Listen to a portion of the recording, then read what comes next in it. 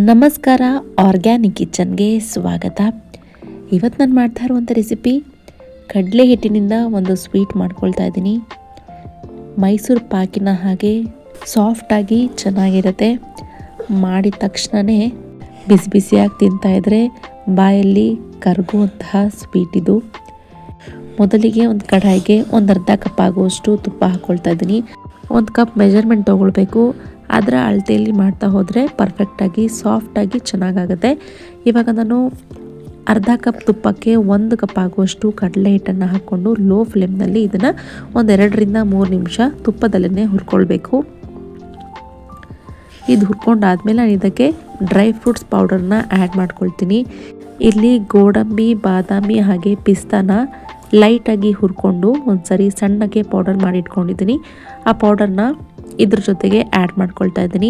ಆ ಪೌಡರ್ನ ಸಹ ಅದೇ ಕಪ್ನಲ್ಲಿ ಒಂದು ಅರ್ಧ ಕಪ್ ಆಗುವಷ್ಟು ಆ್ಯಡ್ ಮಾಡ್ಕೊಳ್ತಾ ಇದ್ದೀನಿ. ನಮಗೆ ಬೇಕು ಅಂತ ಹೇಳಿದ್ರೆ ಬೇರೆ ಬೇರೆ ಸೀಡ್ಸ್ ಪೌಡರ್ನು ಸಹ ಆ್ಯಡ್ ಮಾಡ್ಕೊಳ್ಬಹುದು. ವಾಟರ್ ಮೆಲನ್ ಸೀಡ್ ಆಗಿರಬಹುದು, ಪಂಪ್ಕಿನ್ ಸೀಡ್ ಆಗಿರ್ಬೋದು, ಅಥವಾ ಸನ್ಫ್ಲವರ್ ಸೀಡ್ ಆಗಿರ್ಬೋದು. ಇದನ್ನು ಸಹ ಲೈಟಾಗಿ ಹುರ್ಕೊಂಡು ಪೌಡರ್ ಮಾಡ್ಕೊಂಡು ಇದ್ರ ಜೊತೆಗೆ ಹಾಕ್ಕೊಳ್ಬಹುದು. ಹೆಲ್ದಿಯಾಗೂ ಕೂಡ ಇರುತ್ತೆ, ಮಕ್ಕಳಿಗೂ ಸಹ ಕೊಡಬಹುದು. ಇವಾಗ ಈ ಪೌಡರ್ನ ಸಹ ಹಾಕ್ಕೊಂಡು ಇದ್ರ ಜೊತೆಗೆ ಒಂದು 2 ನಿಮಿಷ ಹುರ್ಕೊಂಡ್ರೆ ಆಯಿತು. ಇದಾದಮೇಲೆ ಅದೇ ಕಪ್ನಲ್ಲಿ 1 ಕಪ್ ಆಗುವಷ್ಟು ಪೂರ್ತಿಯಾಗಿ ಹಾಲನ್ನು ಹಾಕ್ಕೊಂಡು ಕೈ ಬಿಡದೇ ಇರುವ ಹಾಗೆ ಇದನ್ನು ಮಿಕ್ಸ್ ಮಾಡ್ಕೊಳ್ತಾ ಹೋಗಬೇಕು. ಈ ಸ್ವೀಟನ್ನು ತಮಿಳ್ನಾಡಿನಲ್ಲಿ ತಿರುಪಾಗಮ್ ಅಂತ ಹೇಳಿ ಹೇಳ್ತಾರೆ. ಷಷ್ಠಿಗೆ ದೇವರಿಗೆ ನೈವೇದ್ಯವಾಗಿ ಮಾಡಿಕೊಳ್ಳುವಂತಹ ಪ್ರಸಾದ ಇದು. ಬೇಕು ಅಂತ ಹೇಳೋರು ಸ್ವಲ್ಪ ಜಾಸ್ತಿನ ತುಪ್ಪ ಹಾಕ್ಕೊಂಡು ಸಹ ಮಾಡ್ಕೊಳ್ಬೋದು. ಮೈಸೂರು ಪಾಕ್ನ ರೀತಿಯಲ್ಲೇ ಇರುತ್ತೆ, ಟೇಸ್ಟಿಯಾಗೂ ಸಹ ತುಂಬಾ ಚೆನ್ನಾಗಿರುತ್ತೆ. ಇವಾಗ ಇದೆಲ್ಲ ಹುರ್ಕೊಂಡಾಗಿದೆ. ಇವಾಗ 1 ಕಪ್ ಆಗುವಷ್ಟು ನೀರನ್ನು ಹಾಕಿ ಗಂಟಿಲ್ಲದೆ ಇರೋ ರೀತಿಯಲ್ಲಿ ಇದನ್ನು ಮಿಕ್ಸ್ ಮಾಡ್ಕೊಳ್ತಾ ಹೋಗಬೇಕು. ತುಂಬಾ ಗಟ್ಟಿಯಾಯಿತು ಅಂತ ಹೇಳಿ ಅನಿಸಿದ್ರೆ ಇನ್ನೊಂದು ಅರ್ಧ ಗ್ಲಾಸ್ ಆಗುವಷ್ಟು ಎಕ್ಸ್ಟ್ರಾ ಹಾಲನ್ನು ಹಾಕ್ಕೊಂಡು ಒಂದು 2 ನಿಮಿಷ ಮಿಕ್ಸ್ ಮಾಡಿಕೊಂಡ್ರೆ ಆಟೋಮೆಟಿಕ್ಕಾಗಿ ಅದೇ ಗಟ್ಟಿಯಾಗ್ತಾ ಆಗುತ್ತೆ. ಒಂದು 10 ನಿಮಿಷಕ್ಕೆ ರೆಡಿಯಾಗುವಂಥ ರೆಸಿಪಿ ಇದು. ಆವಾಗವಾಗ ಸ್ವೀಟ್ ತಿನ್ನಬೇಕು ಅಂತ ಹೇಳಿ ಅನ್ಸೋರು ಈ ರೆಸಿಪಿನ ಮಾಡಿಟ್ಕೊಳ್ಳಿ. ಹೋಗ್ತಾ ಬರ್ತಾ ಆರಾಮಾಗಿ ತಿನ್ಬಹುದು. ನಂಗೆ ಸ್ವಲ್ಪ ಗಟ್ಟಿ ಆಯಿತು ಅಂತ ಹೇಳಿ ಇನ್ನು ಸ್ವಲ್ಪ ಹಾಲು ಹಾಕಿ ಮಿಕ್ಸ್ ಮಾಡ್ಕೊಂಡಿದ್ದೀನಿ. ಇವಾಗ ಇದೆಲ್ಲ ಮಿಕ್ಸ್ ಆದಮೇಲೆ ತಳ ಬಿಡ್ಲಿಕ್ಕೆ ಶುರು ಆಗುತ್ತೆ. ಆವಾಗ ಇದಕ್ಕೆ ನಾನಿಲ್ಲಿ ಸಕ್ಕರೆನ ಬಳಸ್ಕೊಳ್ತಾ ಇದ್ದೀನಿ. ಸಕ್ಕರೆ ಇಷ್ಟ ಆಗಲ್ಲ ಅಂತ ಹೇಳೋರು ಬೆಲ್ಲದ ಪುಡಿನೂ ಸಹ ಹಾಕ್ಕೊಳ್ಬಹುದು.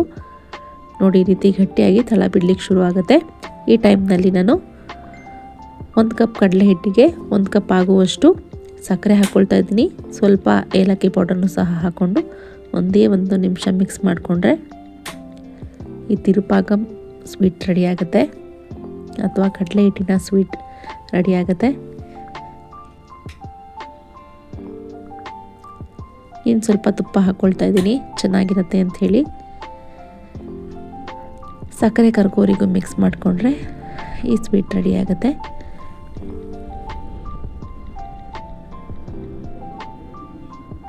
ಇನ್ನೇನು ಷಷ್ಠಿ ಸಹ ಬರ್ತಾ ಇದೆ. ನೈವೇದ್ಯಕ್ಕೆ ಏನಾದರೂ ಮಾಡಬೇಕು ಅಂತ ಹೇಳೋರು ಈ ಪ್ರಸಾದನ ನೈವೇದ್ಯವನ್ನಾಗಿ ಮಾಡಿ ಪೂಜೆ ಮಾಡ್ಕೊಳ್ಬಹುದು. ಒಂದು ಸಾರಿ ಮಿಸ್ ಮಾಡದೆ ಈ ರೆಸಿಪಿನ ಟ್ರೈ ಮಾಡಿ. ತುಂಬಾ ಟೇಸ್ಟಿಯಾಗಿ ಚೆನ್ನಾಗಿರುತ್ತೆ ಅಂತಲೇ ಹೇಳ್ಬೋದು. ನಮ್ಮ ಮನೇಲಿ ಮಾಡಿದ ತಕ್ಷಣವೇ ಖಾಲಿನೇ ಆಯಿತು ಇದು.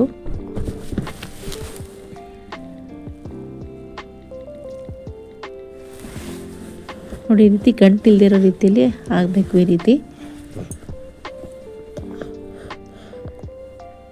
ಇಷ್ಟೇ. ಇವಾಗ ಫ್ಲೇಮ್ ಆಫ್ ಮಾಡ್ಕೊಳ್ಳೋಣ.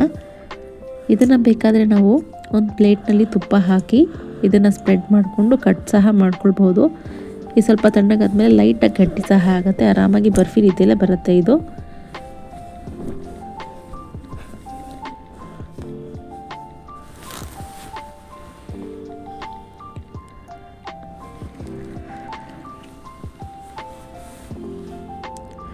ಒಂದು ಸಾರಿ ರೆಸಿಪಿನ ಟ್ರೈ ಮಾಡಿ ಹೇಗಾಯಿತು ಅಂತೇಳಿ ಕಾಮೆಂಟ್ ಮಾಡಿ.